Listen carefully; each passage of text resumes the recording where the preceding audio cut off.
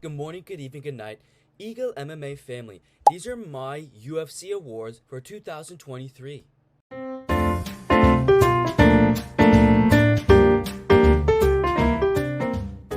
First off, I want to wish all my Eagle MMA family members a Merry Christmas, Happy Holidays. I hope everyone is having a great Christmas Eve, great Christmas morning.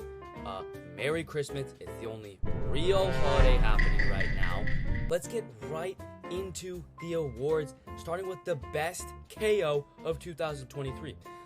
There was a lot of great KOs. The only problem with the KOs of this year is that a lot of them were lower ranked, low stakes fights with a lot of unranked fighters, a lot of lower ranked fighters. But I'll just recap some of them, some of the greats, give some honorable mentions, and then I'll give the tier list of the top 3, but just some honorable mentions. Obviously, Wilder Cortez Acosta versus Lucas Brzeski, had him doing the stanky leg, full head kicks, Gaethje's head kick over Poirier, pretty good KO.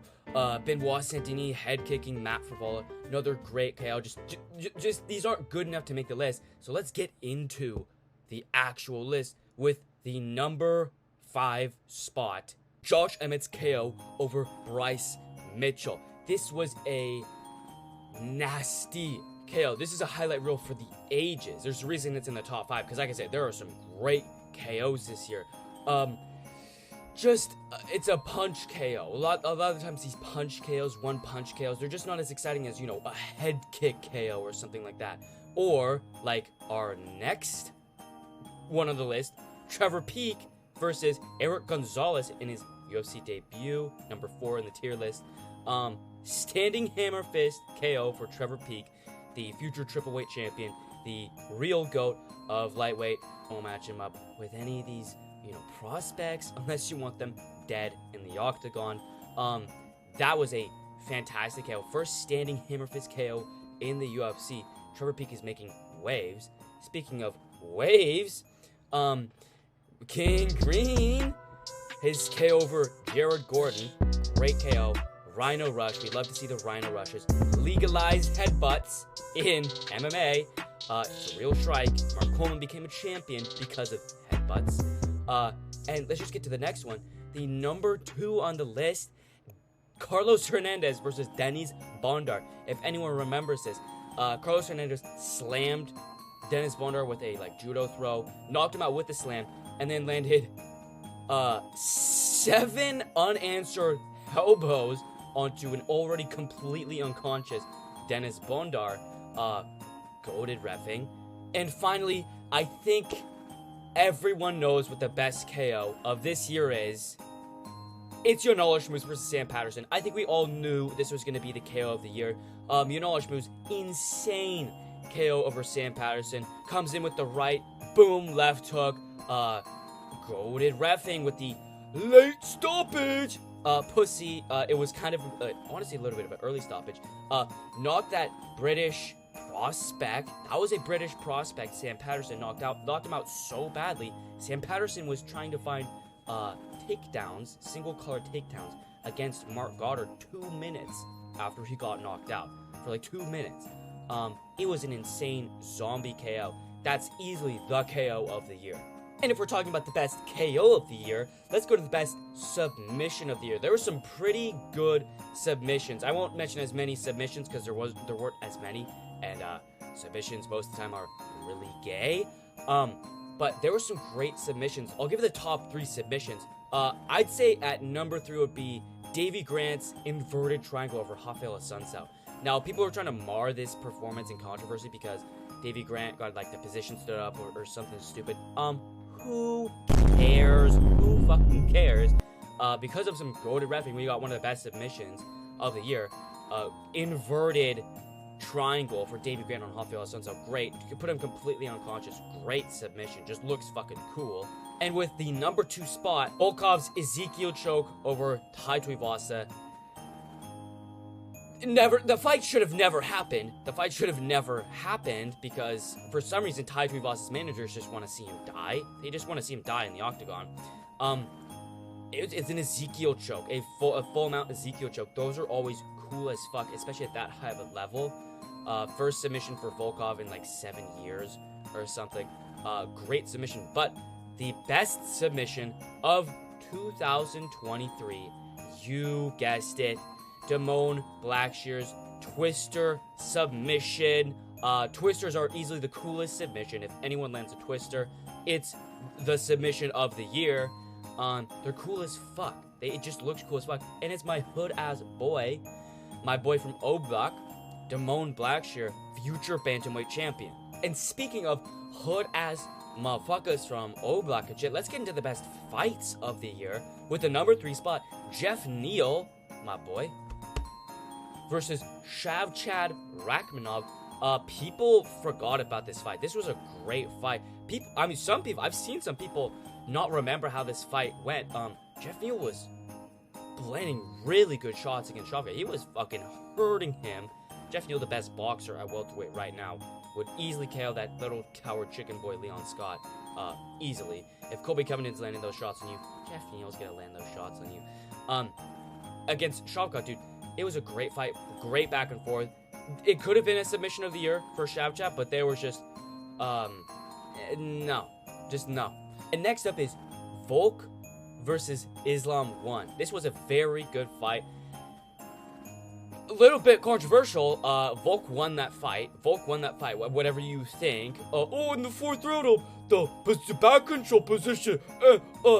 You're just gay, and you're coping because Volk easily beat Islam in their first fight. Second fight, we don't even acknowledge that happened because it was a fake fight. It was a fluke performance from Islam. Great back and forth. Good striking. Pretty decent scrambles, too. Pretty decent scrambles from Volk and Islam. But just not enough to secure the number 1 spot, which is, obviously, Moreno versus Pantoja. I think we all knew this one was the fight of the year. It's either that or Volk versus Islam 1, and this was way more exciting than Volk Islam 1. 5 rounds of insane pace, great scrambles from Pantoja and Moreno, great striking, getting dropped back and forth, landing big strikes on each other. I mean, let's be fucking honest. It's the only fight you can have as fight of the year. When Islam was on Volk's back for 4 minutes of the 4th round, that was actually way more entertaining than Moreno versus Pantoja. No. And since we're on the topic of fights, let's get to the biggest beatdowns of 2023. Starting off with just a cluster of women's fights. Starting with Karate Hottie versus Marina Rodriguez 2. Probably the funniest fight I've ever seen. Karate Hottie just getting her ass kicked for like 2 straight rounds. Pretending she's like in the fight and everything, going like, yeah, bring it on. Yeah, bring it on. I got this, I'm tough. And then getting rocked and elbowed in her face, cut up, looking like a zombie.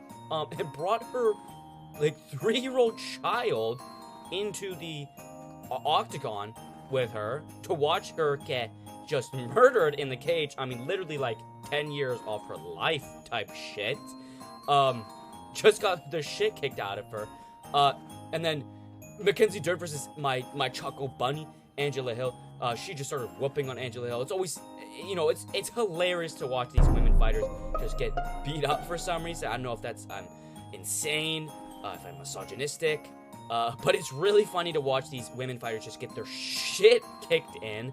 And then obviously Jessica Andrade versus Mackenzie Dern. Mackenzie Dern was flailing around like when I was 7 years old, getting beat up by my older brother. She is not a real fighter. She only started sparring like 2 years ago. You're like she's ranked. Let's get to the next one, which is Ilya Topuria versus Josh Emmett's beatdown. Just beatdown for Ilya Topuria. Just beat the shit out of Josh Emmett. The judges were giving it 10-7 rounds. It was not 10-7 against Josh Emmett. Let's be fucking honest here. It was a beatdown. Just beating him the fuck up. Not a 10-7. But not enough, because there was a bigger beatdown that people are forgetting. People forgot this fight happened. The number 1 beatdown of the year. Jared Cannonier versus Marvin Vettori. This, by the way, was an insane fight. This was an insane fight. This should be in one of the best fights. It was, I'd say, top 10 fight. Just, not enough for me to mention it. Vettori was fucking up Cannonier in the first round, and then mid of the second round, Cannonier just started to land. He literally set a significant strike record at middleweight for landing so many significant strikes. He was like rocking Marvin Vettori, which is not fucking easy to do. He threw like 300 strikes at him or something insane. Took like 5 years off of Marvin Vettori's life, but honestly, you know, we probably won't even see a difference with Marvin Vettori because he is Italian, and all Italian people are stupid usually. And since we're talking about middleweight, let's go on to the fighter of the year. There's a couple good ones. First of all, let's get the, you know, obvious ones out of the way. Sean Strickland, right? 3 fights, huge upset against Israel Adesanya. Finished Abu Magomedov in the second round. Did very good against Nasruddin Imavov on, I think, a week notice, 2 weeks notice at light heavyweight. So active, became a champion in a massive upset loss, beat him pillar to post. Then there's Dricus du Plessis, fought 2 times. Again, big upset against Robert Whittaker. I think he was as big as an underdog as Sean Strickland was against Israel Adesanya, but huge upset. And then obviously getting booked with Sean Strickland for early 2024. Next up is Max Hollywood, right? Still the uncrowned champ. Beat Arnold Allen pretty handedly, who was like a big up-and-comer, big prospect and everything. A lot of people were picking Arnold Allen. I picked Arnold Allen. One-punch KO. Big one-punch KO. I think the only one-punch KO he has. Pillow hands Max Hollywood against Korean Zombie. And then there are some smaller ones, which I think should be taken more into consideration. Some lesser-known fighters. Elvis Brenner, number 1. 3 fights, and his first fight in the UFC was this year. So his first 3 fights in the UFC. Great KO over like Eastern Caucasus region dude. Guram Kutatalezi. Great comeback win. Good KO. Good fight against him. Had another great KO against someone else. I forgot what his name was because it's a fucking bomb. But a one-punch KO flattened him. Great fighter, great prospect. And then obviously Muhammad Usman, also fighting 3 times this year if you count his tough finale fight against Zach Pauga. And honestly, future champion Muhammad Usman. Great KO over Zach Pauga. Great dominant performance against Junior Tafa, and insane scrap with Jake Collier. I mean, come on, he has to be a contender. But the fighter of the year does have to be Sean Strickland. Unfortunately, he's a high-profile name, became champion in a huge upset, fought 3 times this year. It has to be Sean Strickland. But since we're mentioning prospects of the year, let's run through some prospects of the year. Jonathan Martinez at bantamweight. Leg kick TKOing Cub Swanson. Leg kick TKOing Adrian Yanez, which is like 2 leg kick TKOs. It's really fucking insane. Beat Saeed Nurmagomedov in a controversial decision. Who cares? Obviously Diego Lopez losing to whatever his name was. Fucking Movsar Evloev. Who cares about him? But getting a big submission over Pat Sabatini, big submission over Gavin Tucker, whatever his name is. Benoit Saint-Denis, obviously knocking out Matt Frivola, having some good fights. Obviously, as I said before, Joynerson Brito and Elvis Brenner. Roman Kopylov is another great prospect. KO over Claudio Ribeiro, head kick KO. Caio Baralho put on a great performance against Abu Magomedov. But I think the prospect of the year, the person who's most likely to become champion or like a top contender, has to be Diego Lopez. I mean, like, out of all these fighters, I can see a lot of them getting beat by the older veterans who can take a shot. But Diego Lopez, he's like taking out these younger dudes with ease. And he's doing, I mean, he short notice debuted against Movsar Evloev and had a close fight, almost submitted him. I think he easily, like, no doubt, he becomes a top 6, top 7 contender, maybe even champion. Everyone else is kind of like, you know, you can kind of see them get beat by these, like, Max Hollywoods and everything.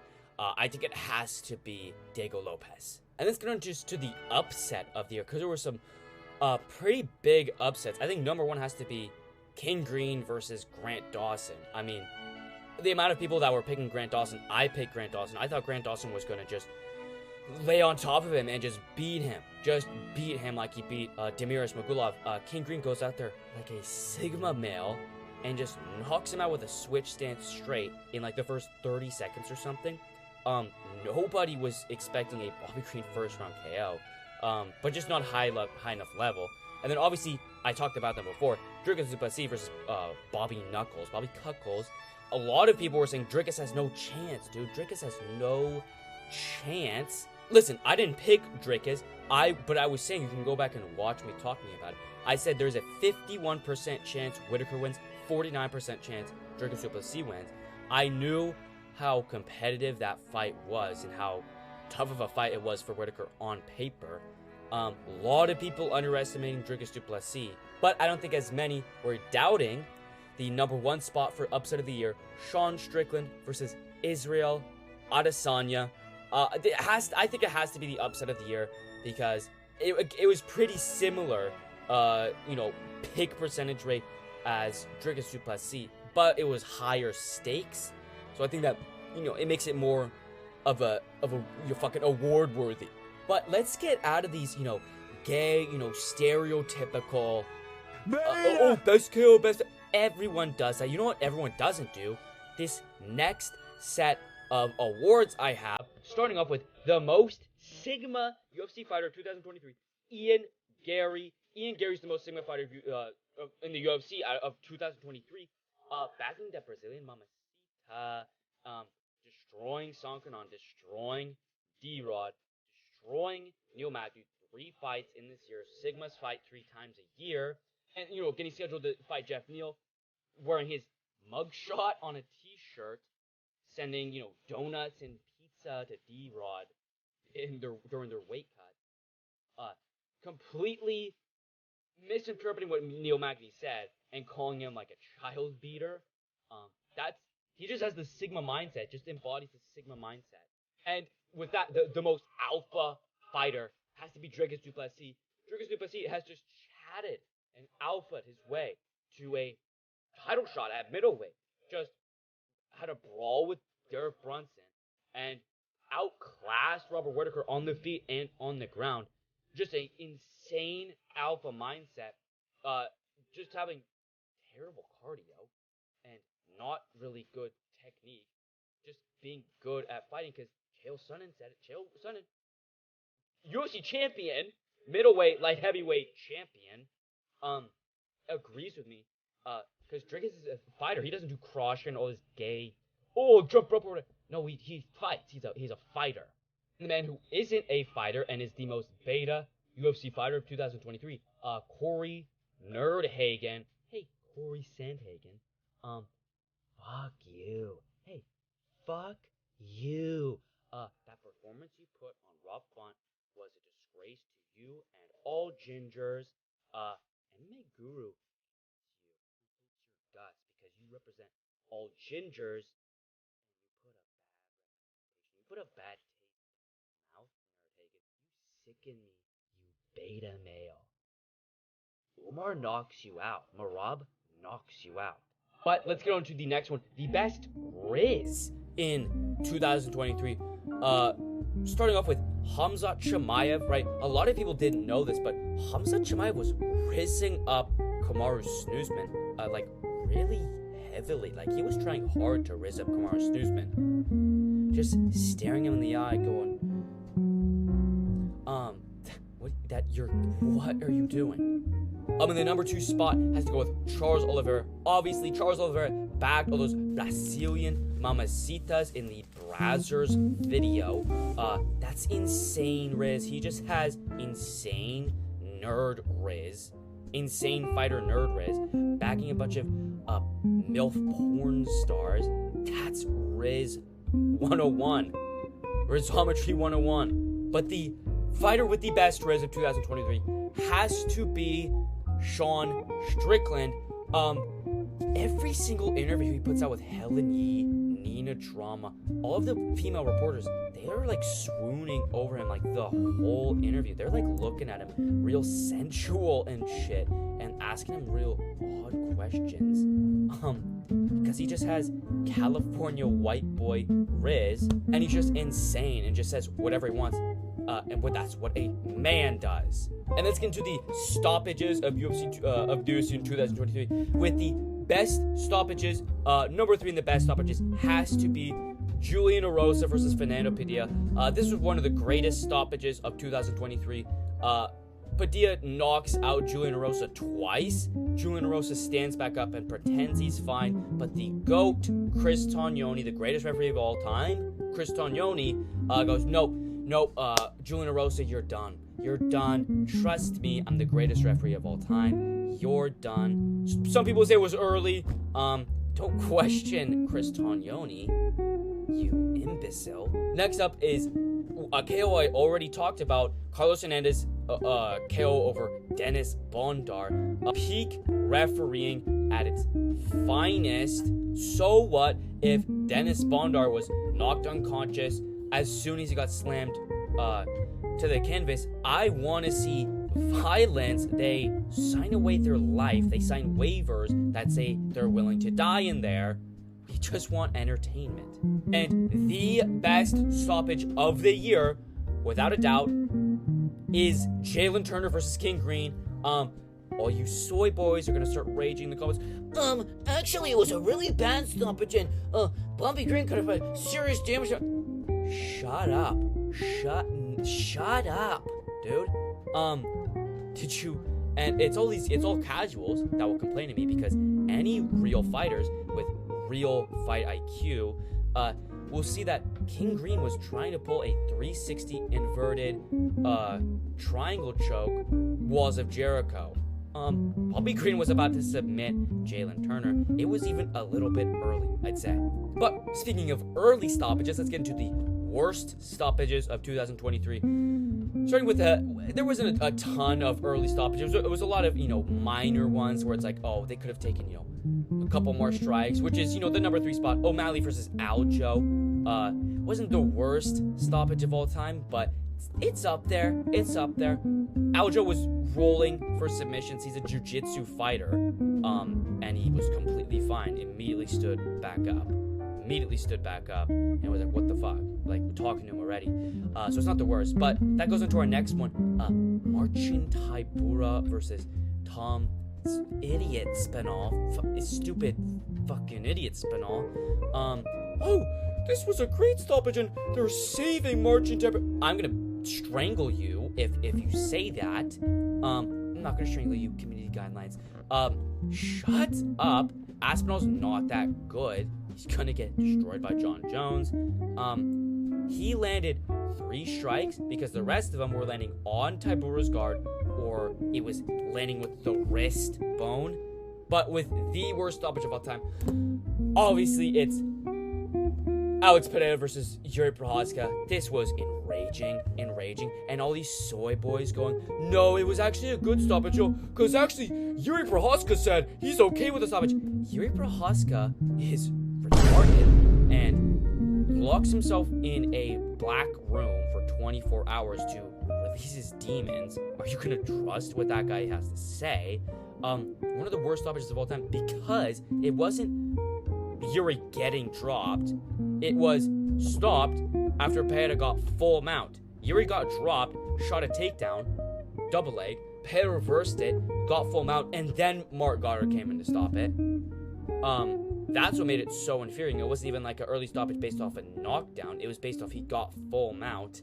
And to finish this video off the right way, let's just run through some power slap, because I am a power slap YouTuber as well. I am a power slap casual, so I don't know all of the fights, all of the KOs. So let me know down in the comments below if you're a power slap enjoyer, if I missed any KOs or fighters or anything. But the power slap KO of the year, number 3 has to be the Crazy Hawaiian's most recent KO for the super heavyweight strap. Insane KO from the Crazy Hawaiian. Obviously, Slap for Cash getting KO'd has to be the number 2 spot. Insane KO. Just watching a 500-pound man getting slapped unconscious and roll around the floor like a big ball of pizza dough. It's the funniest thing you could ever watch. But number 1 has to be Austin Turpig knocking out that black lesbian and humping the ground immediately after, screaming in his face. Easily the Power Slap KO of the year.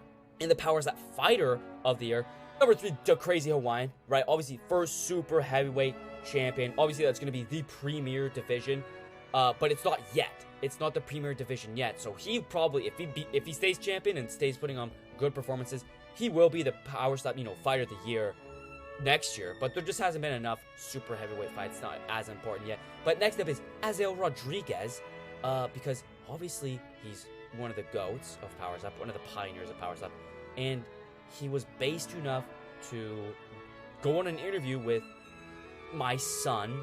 But yeah, and to all you Power Slap copers, so, oh, it's free brain damage. Shut up. They sign up for this. They take less damage than UFC fighters. UFC fighters get hit in the head 1,000 times a day during sparring in a worse type of punching, which causes, more brain damage. These guys are just getting knocked out one time. They're just taking a couple hits a couple times a year. They take less damage, so shut up. But those are my personal awards for the UFC fighters in 2023. Hope you guys enjoyed it. I just get sick and tired of all these NPC YouTubers, all these NPC Mma YouTubers doing the same video, all having the same takes, all doing the same, oh, what's the best kill, what's the best, this and that. Hey, people only kind of care about that. No one really cares about your favorite fight of the year. I'm taking over.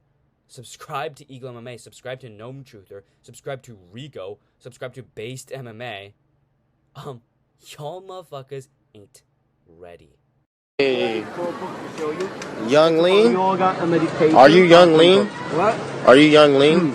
No, I'm Barry Dillon.